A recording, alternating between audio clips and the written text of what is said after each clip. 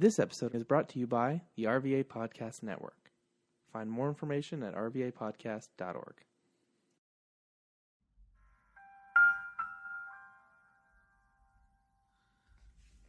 We do not own the rights to anything or any music that's heard during the duration of this podcast. Also, a lot of these shows will have explicit content. So if you are not a fan of any cursing or profanity, you may want to walk away, but that does not mean that every show will consist of such. Are you serious? Like, we at season 7, like 1, 2, 3, 4, 5, 6, 7 seasons. Yeah, season 7. Magic number. If you know, you know. I'm not gonna go in depth with that, but yeah, this will be a very positive season. I don't know why and what's making me say that, but everything's changed. Everything is a lot different. I know the title you'll still see the podcast about sports and stuff, but yeah, I ain't gonna get no sports. I'm still, like I said, stuff is very fluctuating now. I found that the connection with things is to get people to talk, as well as me taking time to talk. So you'll notice it, especially when you hear the first few episodes of this season. But it's just about sitting down and just having good talk, good conversation. Pass the message. Y'all know they ain't going nowhere. If you know, you know. If you've been around for a while, you already know how we give it up. But just hang in there. The content's amazing. The moves are even more amazing. And just put yourself in the right headspace to get this information. So hope y'all enjoy. Episode 364 of The Pass is here with your host BT, doing yet another episode. And man, every time I'm least expected to do it, it brings me back to what I've considered or what I know to be home. And home, for many people who may or may not know me, is the library. And it's ironic because the library that I'm at is one that I've recorded quite a fair share of episodes and quite a good amount of content in. So I'll just say it as this: if you know, you know. I'm not going to put any details or specifics out there about that. But hope everyone's doing well.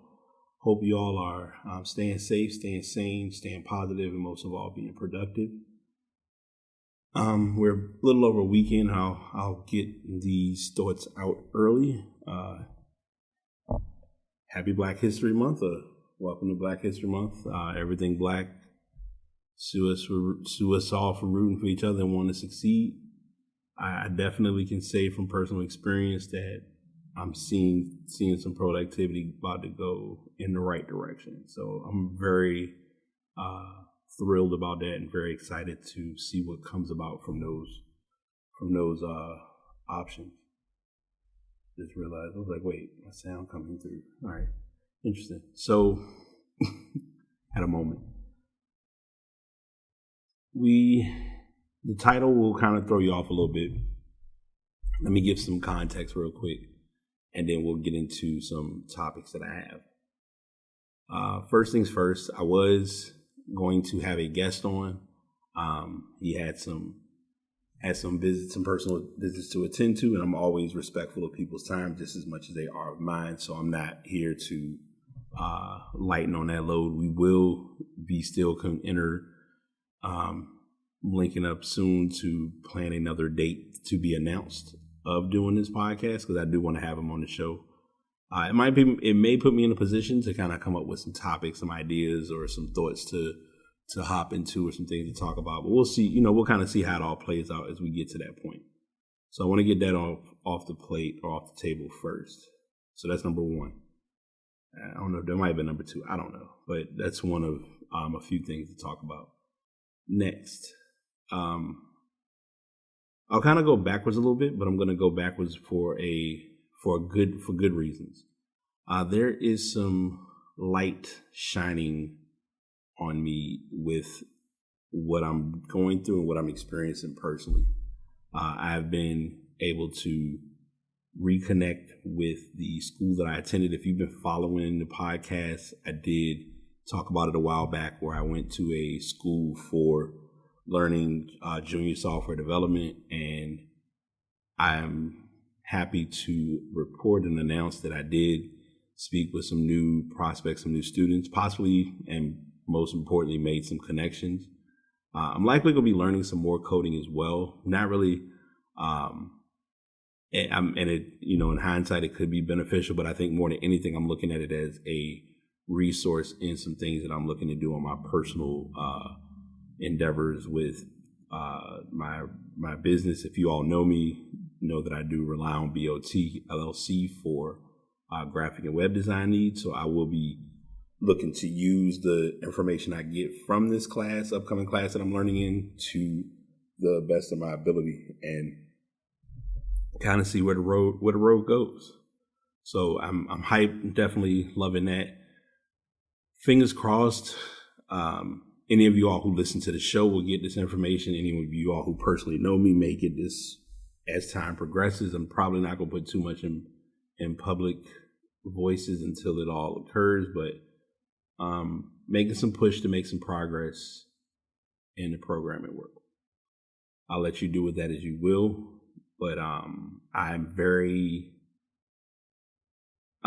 really had to peel it back and really think on what the road, where the road goes and who the bell tolls, as we sometimes hear the phrase be said. But I definitely know it's time. I'm definitely glad I caught that. Probably have to clean it up, but I'll get it straight. But I'm just I'm mainly trying to put my best foot forward. I've said this before. I can't speak for anybody else, but I'm definitely trying to put a huge dent and a huge press into getting things taken care of for this year. What that looks like, what that entails, how that's all going to go. I'm just going with the motions, and where it takes me is where I go. And I'm not looking back. So definitely wanted to share some information on that. I know a lot of it's going to sound or seem subliminal, but I promise it'll all make sense as things occur. And I'm one of those people who I'm a big advocate of. From experience, I've learned to not get ahead of things too early. I like to kind of let the process, kind of let everything go through its motions. And then once it's all occurred, like, all right, here's what's happening. And now I can kind of share the news. So wanted to get that on the table. I promised a friend of mine that I was going to talk about some information, and I will talk about that. I think I'm going to use that as my pass the message. This will probably be one of the first times in a while that I will, well, we talked about some sports last week, so I can't necessarily say that. But I will say that this week's content is very, very eye-opening and very unexpected, because let's just face it, if you have not been watching basketball, there were quite a few big names in the mainstream, two of whom, ironically enough, were teammates at one time, two of whom who actually won a championship together. And they're in the news or in the media for different dynamics. So let's unpack that real quick. Kyrie, from when we last did our podcast, Kyrie came out vocally and openly said he demanded a trade. Now, at first, when players demand trades, it's kind of like, okay, they're going to demand a trade. He might get moved. He might not get moved. It looks like this time they kind of fulfilled the wishes. And I don't think it had anything to do with Jacques Vaughn. I think it had to do with the organization as a whole. Some stories did come up after the fact of saying that it was based on what they were expecting from Kyrie in the midst of signing the extension. I don't like this term, but it was stated as this is what came from his camp or his team. So he, that was not to occur. So he decided to look at other options. One of the big teams that was in the mix was his former teammate LeBron and the Lakers. The Lakers weren't able to get a trade done in a timely manner. Today's Wednesday, so you all are going to probably hear this podcast either on Wednesday or likely on Thursday.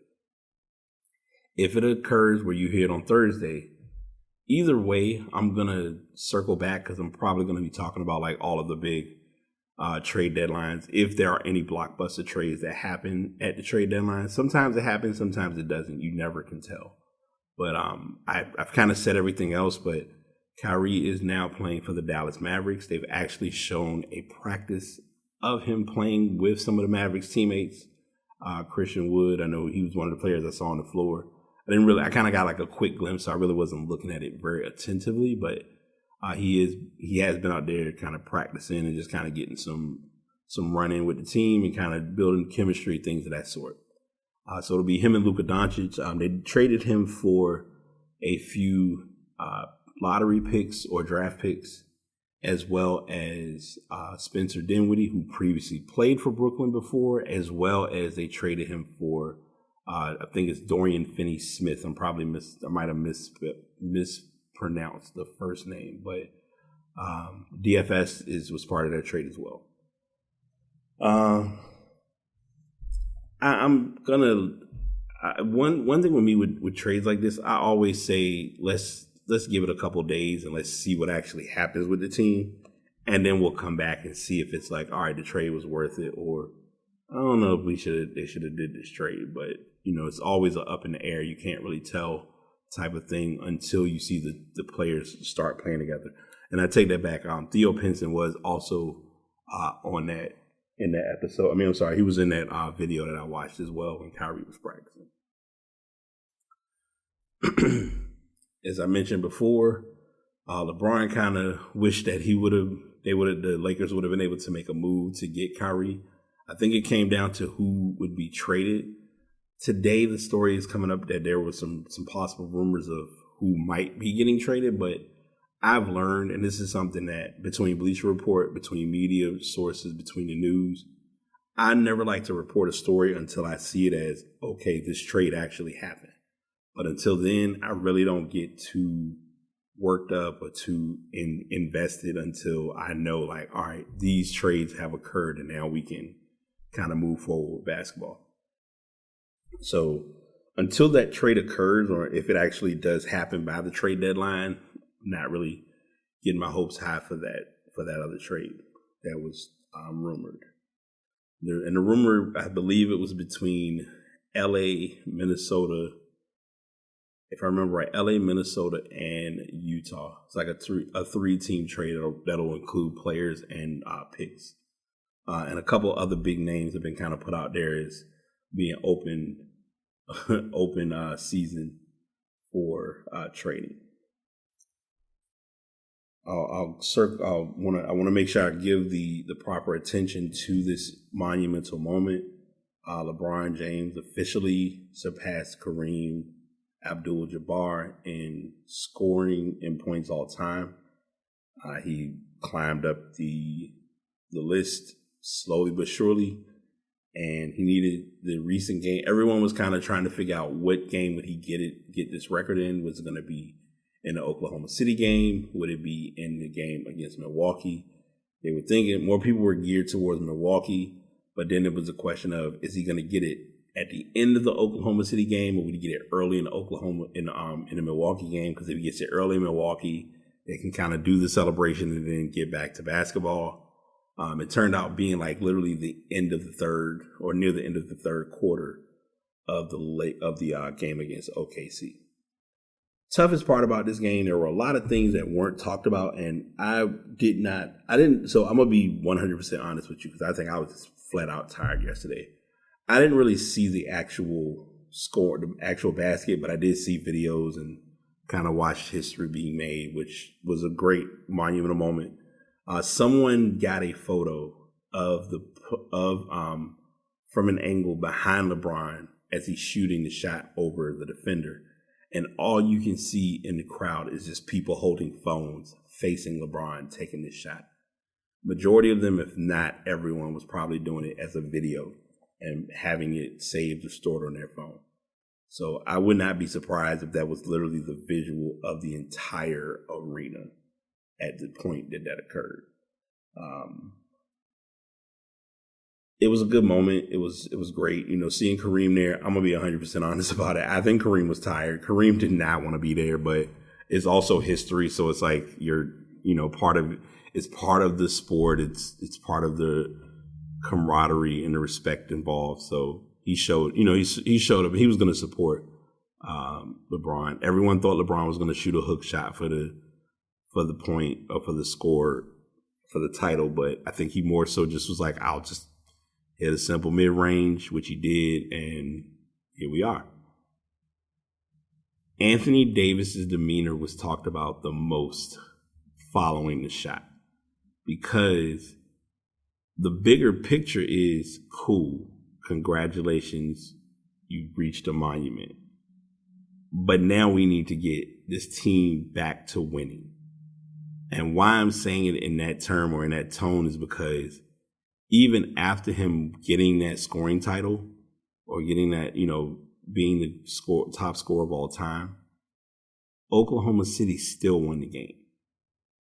And there weren't a lot of players in double figures. The thing that was eye-opening, even in the few highlights that I did see of the game or gameplay that I actually watched, is that Russell Westbrook was able to actually hit shots. And I'm going to talk about this. I'm going to talk about this, and I know I got a little excited just now, but I want to bring this up because I think I understand. Well, I'm not going to say I think. I understand a lot clearer what Russell Westbrook was saying a few weeks ago, if not a few months ago, about people slandering his name as far as like calling him Westbrook, West Miss, all of those different terms and references. He is very driven on family, as he should be. And I think why I'm big in understanding that is because his kids really value the name Westbrook. So when other people kind of make fun or make mockery of that name, it frustrates him, and it makes him, it's even frustrating because his kids are like having to hear people like make mockery of his name when he's actually doing his best job of playing basketball. The thing that's so eye-opening, and I always talk about this without making it a big story, is people are great with making conversation when they're yelling at the TV, when they're, fussing and, oh, you should have did this and why you didn't do this. But when we see or we put in a position to actually see an athlete in person, crickets, church mice, nothing. And it's not even to put it out there to keep that same energy. It's just, bruh, read the room. Like, stop giving people a hard time not understanding like the magnitude of the outcome of what may or may not be. And I think with this, it really, like, I know I'm supposed to be talking about the history being made, but I really want people to take time and understand it's no different. And I guess why I can relate to this a little bit is because when I was younger, it wasn't even like based on my last name, but it was like people didn't really call me my name at first point. At one point, I was called like, I got bullied a little bit, and it didn't affect me today because now I look at where I'm at and where I'm headed. It's like, it's cool. It is what it is. Life takes us where it takes us. And sometimes some realities come or some things occur that you're just like, not what I would have expected, but here we are. So I don't take personal what a lot of people did at the time. Yeah, absolutely. It was, you're not thinking about it because you're not really looking at the bigger picture in the moment. You just look at it as it was happening and it occurred, and I didn't like how it went. So I felt a certain type of way. But now, bygones be bygones. Let it go. Move forward. But yeah, I'm definitely to be able, and I think for me, what makes it so huge is I watched a good amount of Jordan's career. I may as well say I watched all of Kobe's career. I pretty much watched Kobe grow up in the NBA. And I literally saw all of LeBron's career. It's time to, in those who choose to or prefer to, it's time to go ahead and let it be known. Like, let's give LeBron his credit, man. He's there. He's in that talk of being a GOAT or being a great basketball player. The talent that he puts on or shows on the court, unmatched. I will say this, and I'll add this to the conversation without it being anything massive. There are a lot of players in basketball that have a high basketball IQ. In as many years of me watching basketball, being a fan of basketball, playing basketball, understanding basketball, he definitely has that high basketball IQ. Like I'm a person, when I watch a game or I'm paying attention to different things or trends within a game, I'm there too. But he gets it on a whole different level. Like,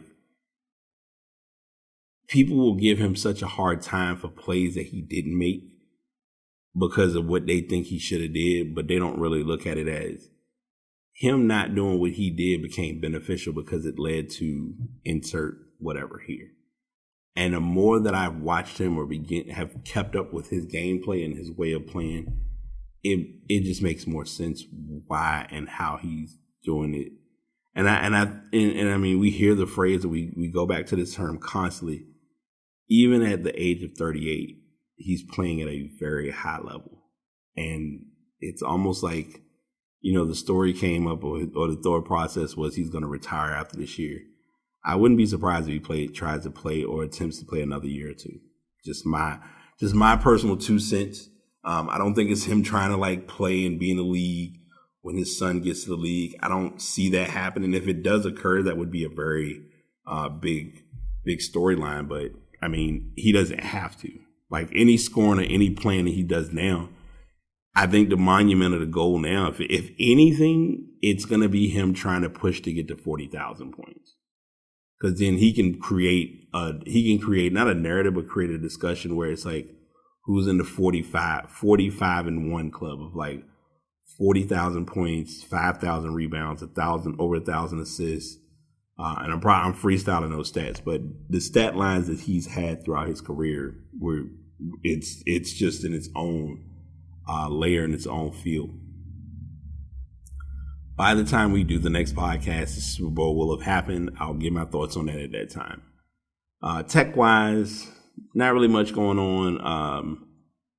I will say from a personal standpoint, just a general verbiage, I am giving an idea or a possibility of, haven't clearly confirmed this yet, but there's a chance that I'm likely going to be trying to go after a new MacBook.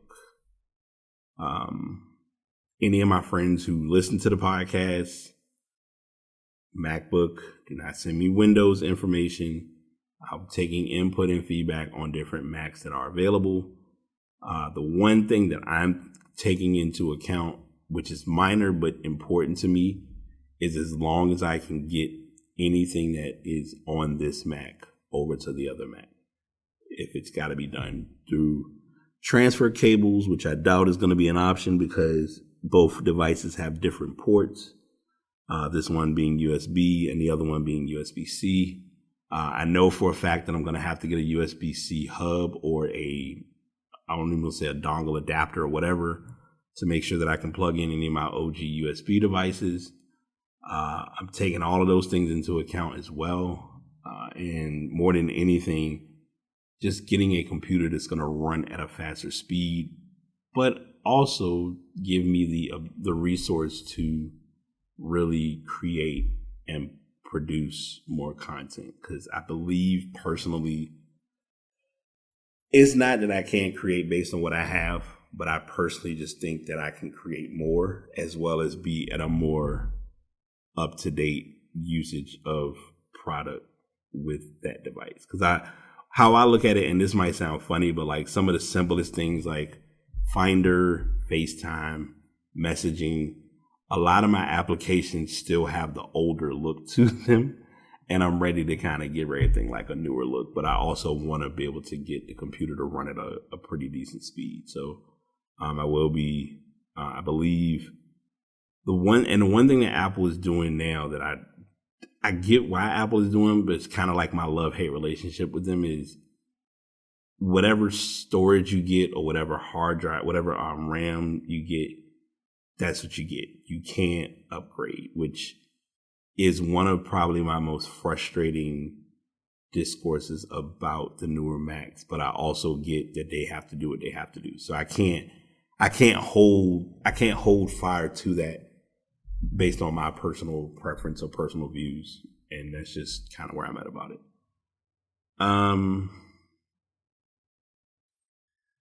Pass the message. Be respectful of people's social media. Brian, what do you mean by being respectful of people's social media?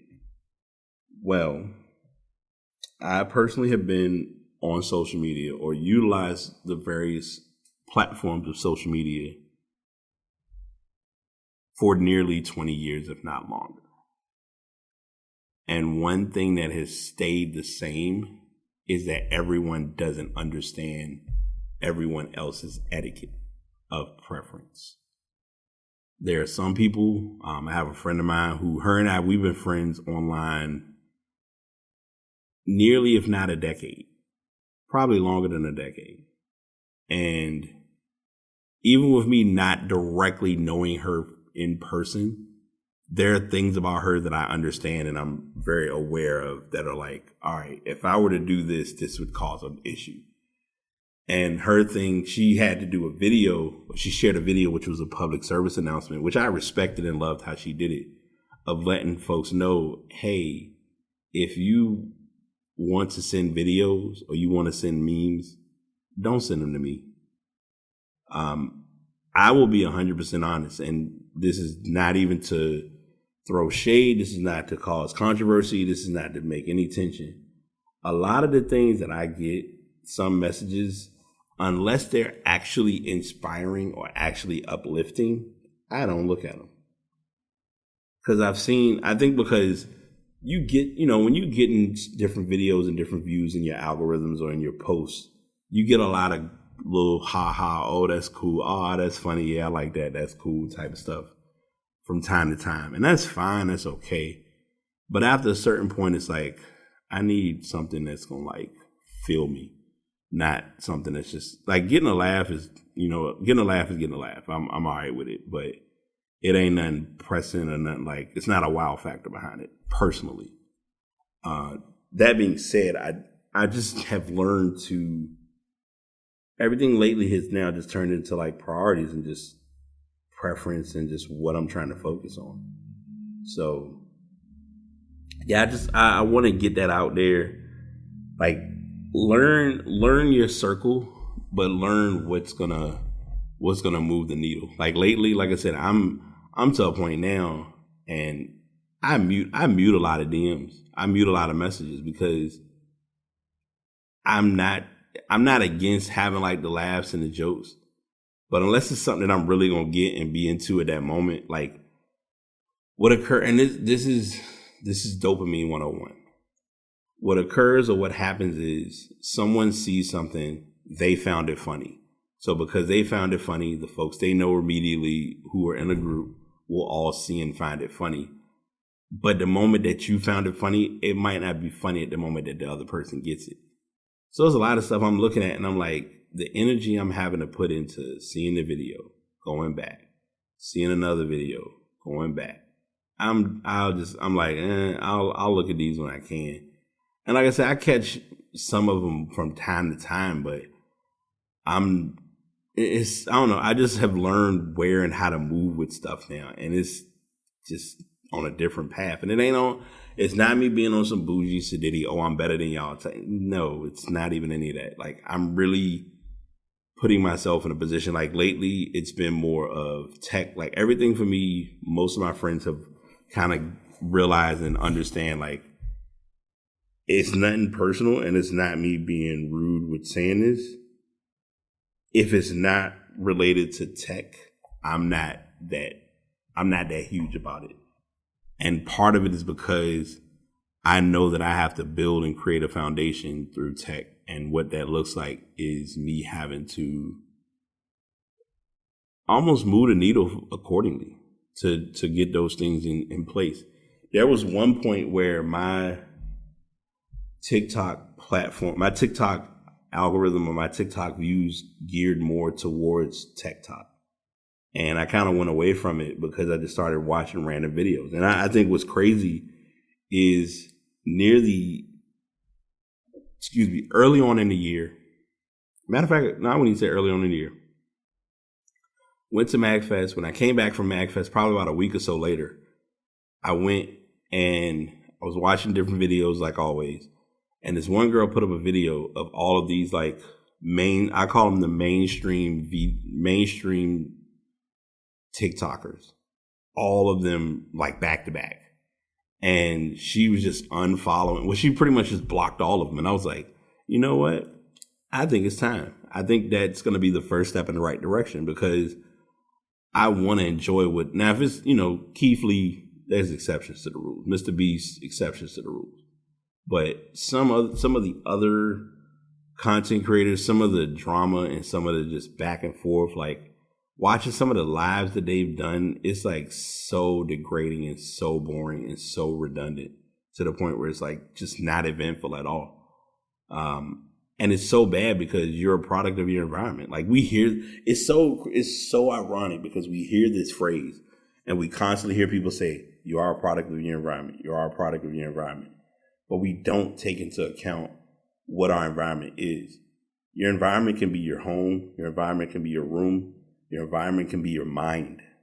I know this is like a super long tangent for a pass the message, but I want to get all of this out on the table because I just feel as though people are saying it or wanting to get into it, but they're not getting into it. And I think now it's like, look, it's 2023. If you ain't heard it by now, it's time to start listening. And, in the words of Teddy P, Harold Melvin, and the Blue Notes, I think they were part of that song, but wake up, everybody, no more sleeping in bed. And I think now I'm starting to wake up. And it ain't even like, and let me be clear, because I don't even want anybody to start commenting on this level. This is not me saying it's waking up and it's time to be woke. No, I'm saying it on the level of get up, get it moving, get what you're trying to get done, and make those things happen. Like I've shared this before, but I'm sharing it because it's important to me personally. In the time of me doing or creating the habits that I'm learning to create, one of the simplest habits that I just got introduced to doing is getting a catch-all or a tray. And I talked about this last week on the show, so if you've heard this already, sorry, I'm just repeating it again. But getting a tray to put like your essentials like keys, wallet, earbuds, if I'm carrying it that day, my Ono rollers, like those things that when I'm getting ready to leave, I can just grab them, put them where I need to put them and go. And not feeling as though, I don't know where everything is. No, we know where everything is because we put it in this area. I didn't write it down, but I need to remember to do so when I get home I need to change the location of my watch because I want to make things streamlined to get my routine in a more calmer and simpler direction. And a lot of times, and this is probably a double pass the message, but I'll share this because it's on my spirit and it hit me to share it. Once you're able to take the time to make those easy changes in life, everything else becomes less stressful. And an example of this is I've been big and I've been talking about them before as far as the Bagby brand. But the last couple of weeks, I have gone to the point where now I don't charge my phone in my room anymore. I literally took the accessory or the ability to charge. I took that out of my room. Now, there are things that are in my room that are charging or that are using electricity. I'm not saying that. But those things such as like an iPad charger, a phone charger, and the worst part about it, because this is how companies get you. You buy a phone charger, but then what some companies will do, because they're MFI or made for iDevices certified, is they will sell you the 10-foot cables that you're like, I got a longer cable so I can get to my phone. And most people do this not knowing that it's never been beneficial. They will use the phone and have it on the charger. And it's like, hey, it's convenient and it's beneficial and it's working to my advantage. But all it's actually doing is just keeping you in the circle, in the loop. And this is not on some stay off your phones, they're horrible for you. Yeah, if you need to use the phone, if it's something you're getting from it worthwhile, by all means, utilize it to the best of your ability. But don't be so lashed and attached that you're missing out on the world. I'll say this part and then I'm gonna wrap it up. Last week taught me something, and I didn't realize the magnitude of what it taught me until I realized what I needed to do following what happened. I posted a video. Matter of fact, I usually don't share these in this manner, but it's near the end, and I want to share this because y'all are my peoples, and I want to see y'all win, just like y'all should hopefully want to see me win while I'm reaching in a bag for something that's sitting on the table. It's okay. Hold, please.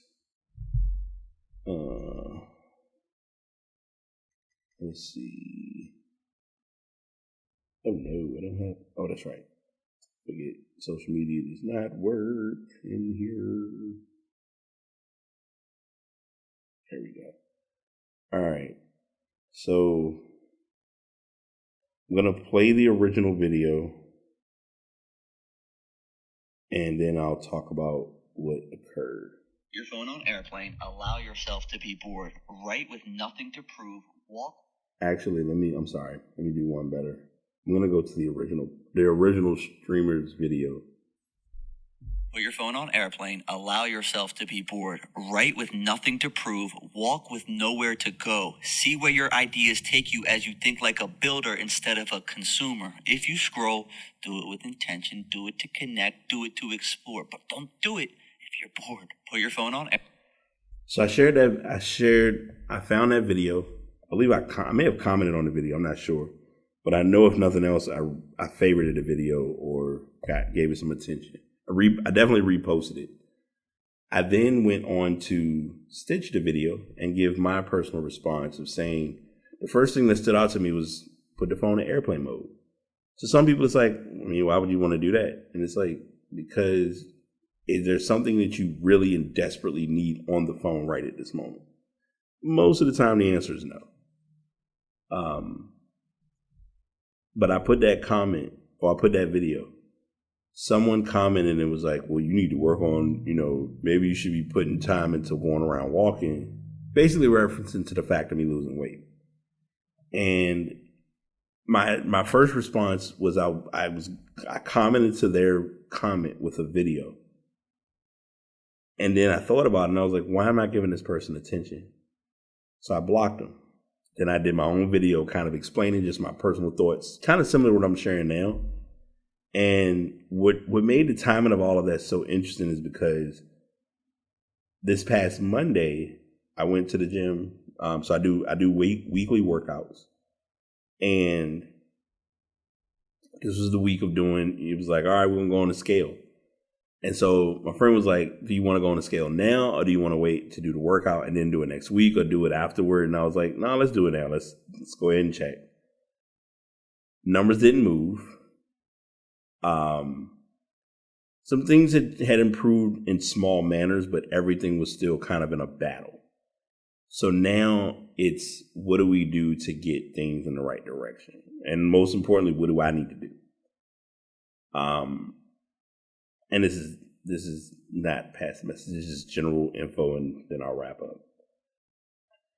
And I had to really sit with that for a bit. As far as working out, I got the workout done. There was one point where we were working on some exercises, and I literally almost cried. I'm saying this because it's relevant and it's key to discuss. I'm not a person that goes to the gym or works out at home and puts a bunch of videos of me working out. And I'm saying this before I go any further. I'm not against anyone who does that because I think personally doing that for progress and production and seeing how far you've come, it is one of the best feelings in the world.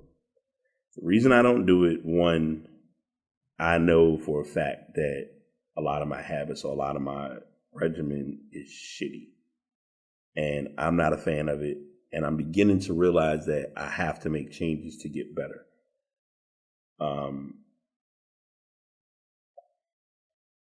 It's even making me kind of think about some stuff right now, just sitting here talking about it. But I say all that because you're gonna have those moments and those points where it just ain't gonna work out and it ain't gonna go the way you want it to go. And that's okay, that's normal.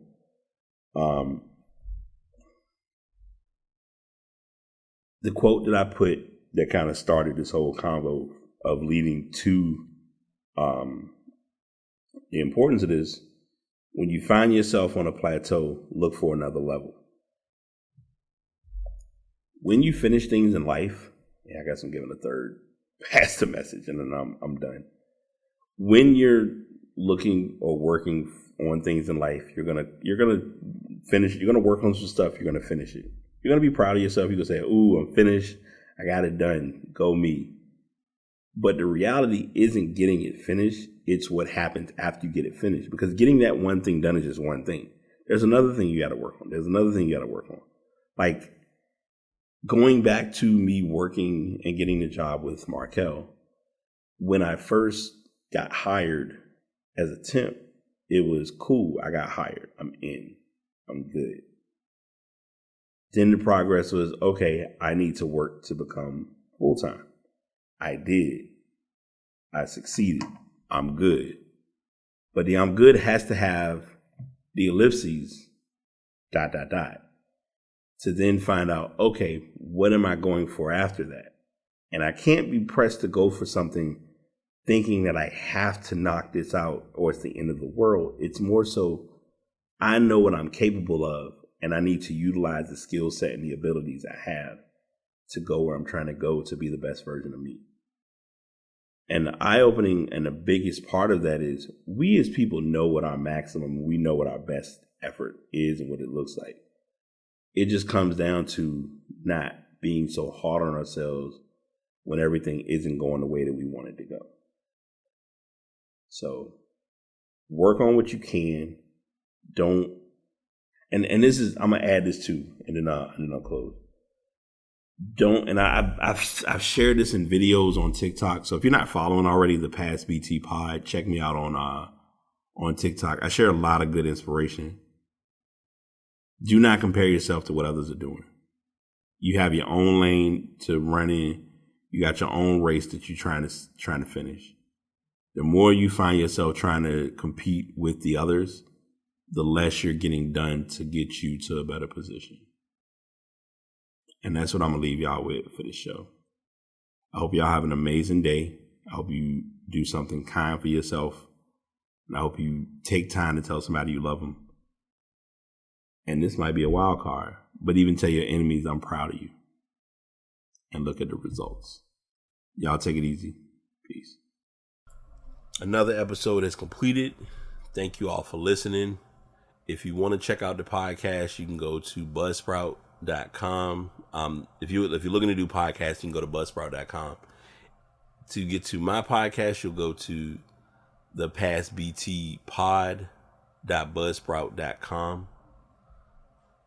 If you're looking at getting a microphone, I always suggest getting the Blue Yeti X. That is the microphone that I use. If you're starting off and you need something more affordable, Samson Meteor, it's a worthwhile investment. And there are other microphones that are going to be simple enough.